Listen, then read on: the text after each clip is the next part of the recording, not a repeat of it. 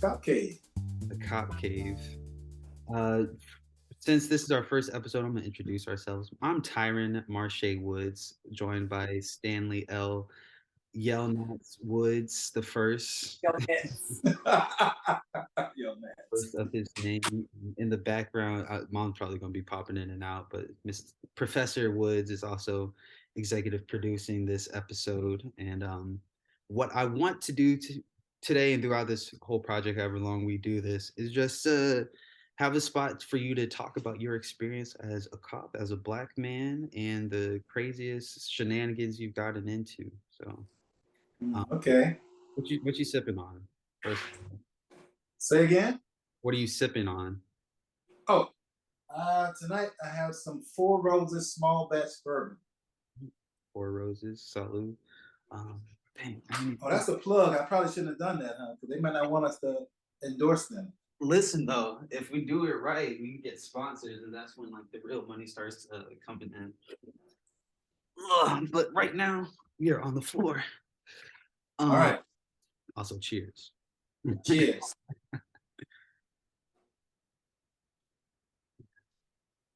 Cool. So first things first, who are you? We see the background. Uh huh.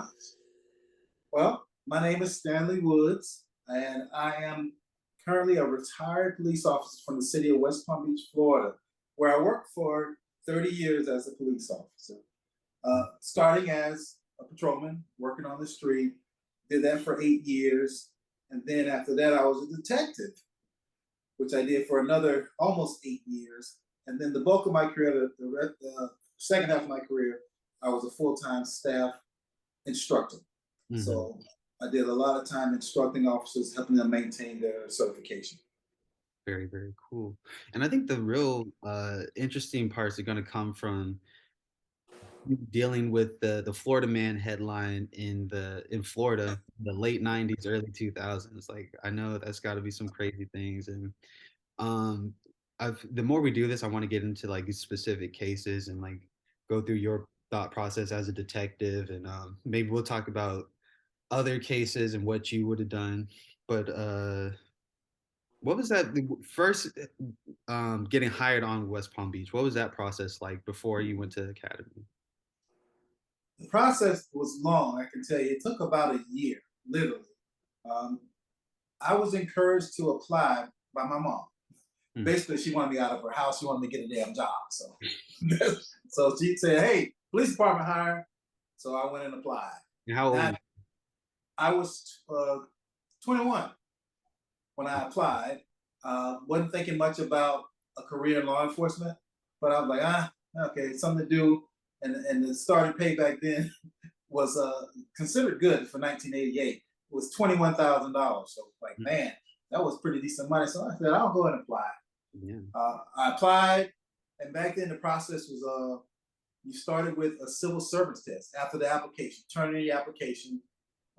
Then you did the civil servants test.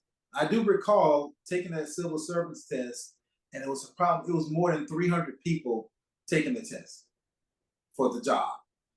So after the civil service test, maybe a couple of weeks or maybe a month or so later, we got invited back to do a physical agility test where you had to run and jump and do all the physical things that so that you were capable of handling the physical aspect of being a law enforcement officer. And on that day, I recall that it was probably 70 people. Remember, we started with 300 for just taking the written test, then it was down to 70 on the day of the physical agility. Mm-hmm. The next part was a swim test. We had to do a swim test, and West Palm is one of the few agencies in South Florida that still requires a swim test. Even to this day, they still require a swim test in order to be hired. Most agencies don't require that, but West Palm still does.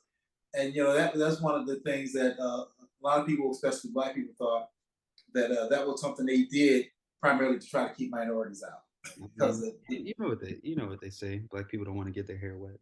yeah, and Black people don't know how to swim. So and there's a little bit of truth to that. There were some of us who had quite a bit of difficulty with that and didn't pass. Mm. So and that's how some people got weeded out. So after the swim test, the next part was the polygraph. You had a polygraph test. Then after the polygraph, you had the oral interview with the oral board. And if you made it past the oral interview, the next step was probably the medical examination. Make sure And you if don't you went, list or yeah, anything. you didn't have any lingering medical issues. Got you. So if you passed the medical, that basically meant they were going to hire Right. you. So This is in '88. You're a 21-year-old black guy getting out. You were in the Marines.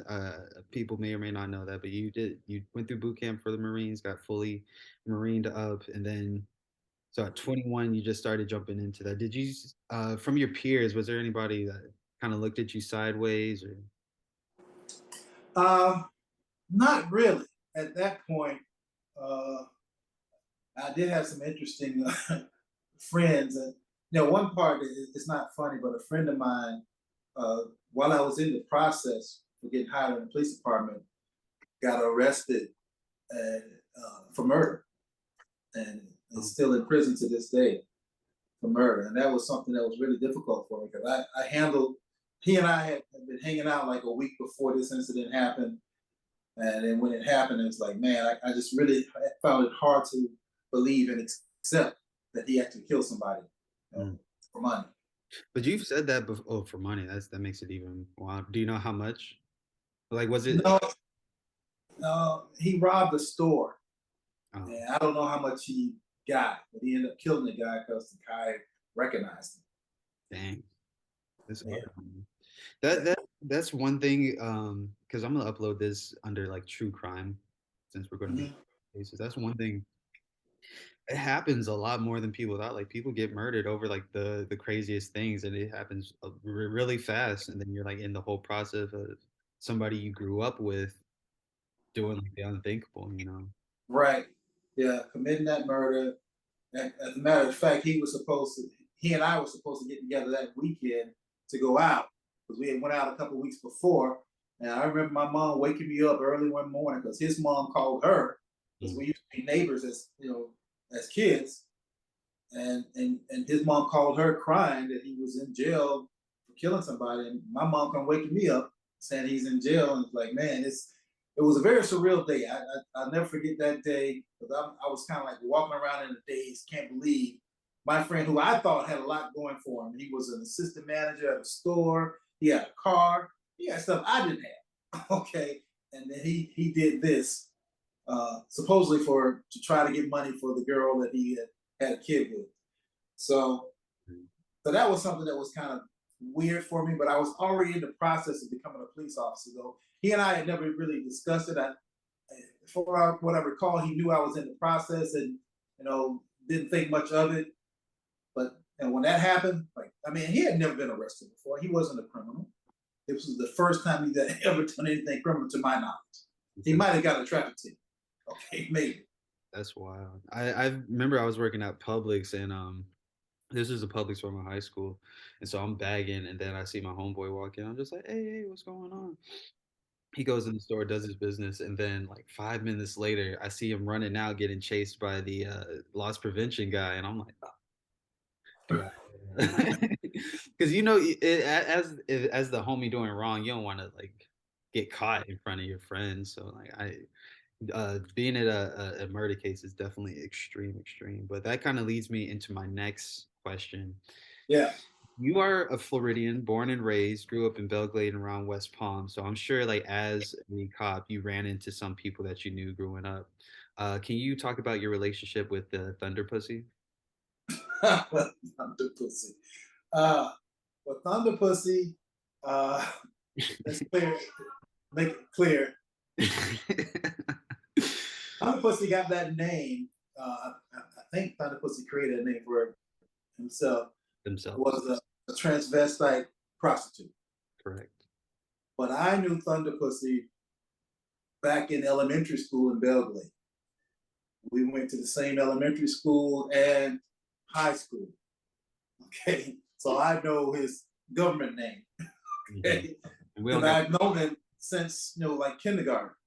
But when I got on the police force, he was a transvestite and he was a prostitute, but he was also robbing people. Got you. And so there were occasions where he was suspected of robbery and actually did it. Okay, and one incident I had to deal with him personally when he committed a robbery, and oftentimes with transvestites, at least in our city.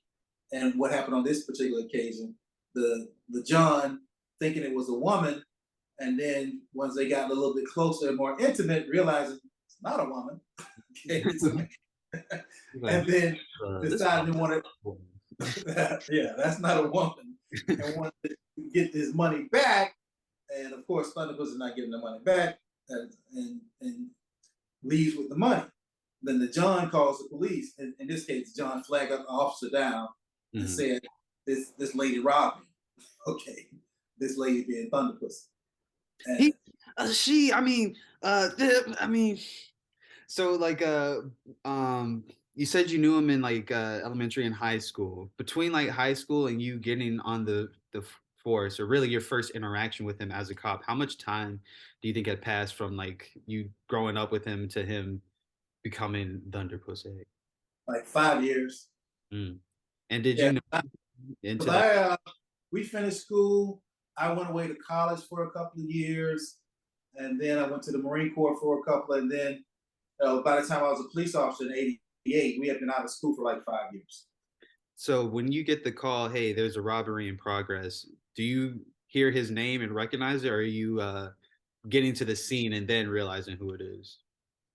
No, I didn't recognize him until I get in a foot chase with him, catch him, get him down, get him handcuffed, and turn him over like, "Oh, it's you.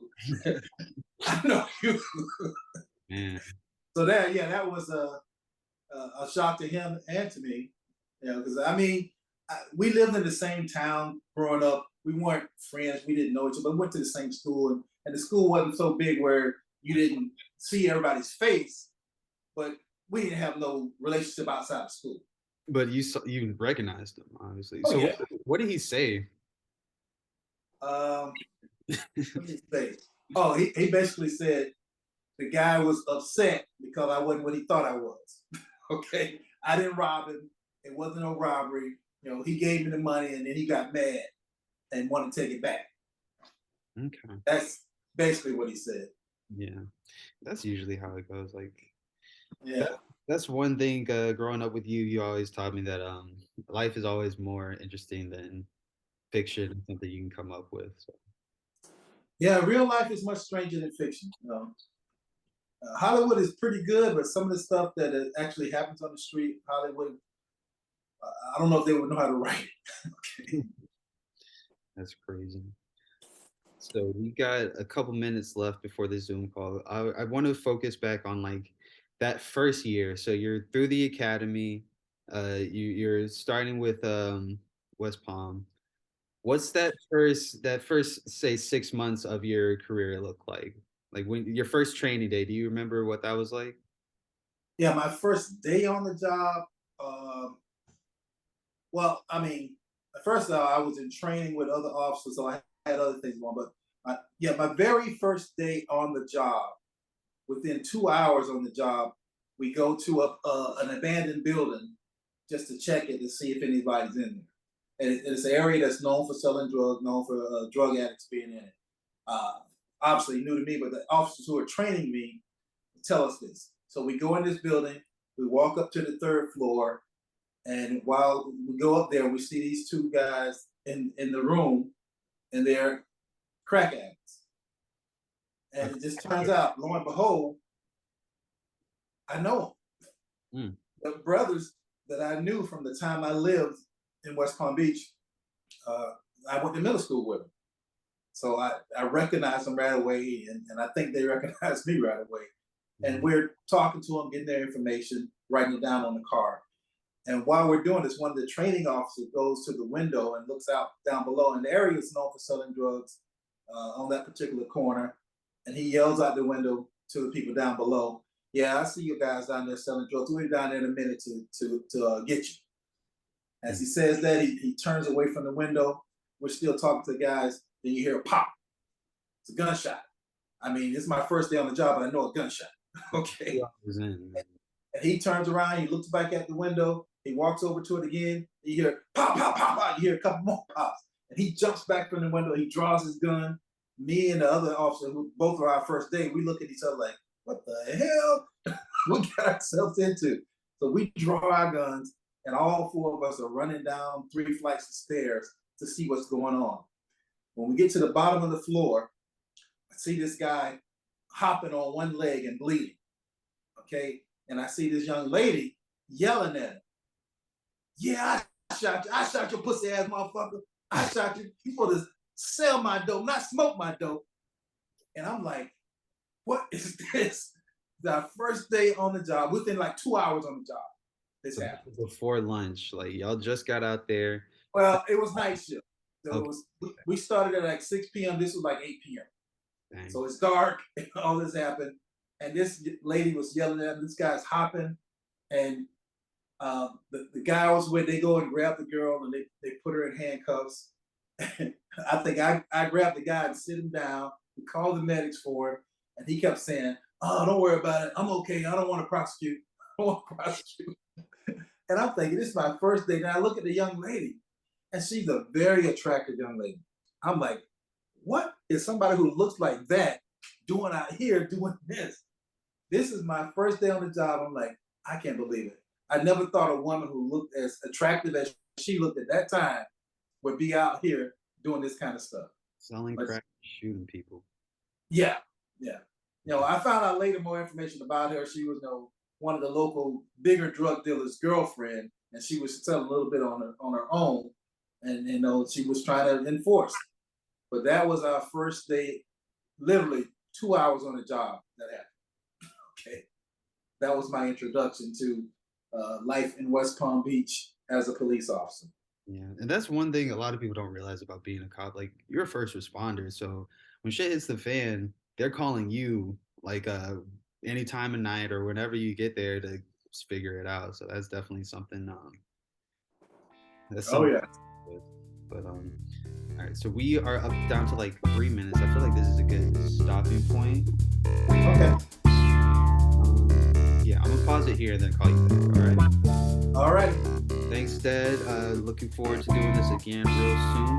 And yeah, thank you for everybody tuning in to the Cop Cave. Welcome to the Cop Cave. Welcome.